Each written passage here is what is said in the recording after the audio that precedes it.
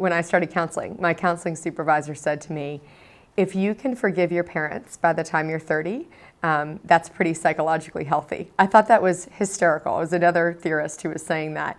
And just an interesting concept that all of us need to forgive our parents for something, but what I think that was getting at was the idea that the process of forgiveness is one of the most important things to being a person who's free.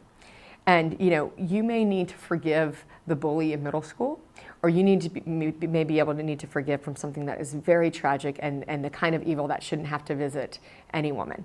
But the fact of the matter is, forgiveness is not a feeling, and it's not something that we wait until we feel like doing. We do it because of the freedom that it brings to our lives, not because we want to free somebody else, but because we need to be freed. It's at the end of the book because it's a big issue. It's a place for my own life that I felt and experienced the most freedom. There's a verse in Ezekiel where God says, I will take out their heart of stone and put in a heart of flesh. And a heart of flesh can be wounded. A heart of stone, it's very hard. It's hard to hurt a heart of stone. But it's also hard to love a heart of stone, and it's very hard to let anything in. A heart of flesh can be wounded again, and sometimes when we have been hurt very deeply, we don't want to be wounded again.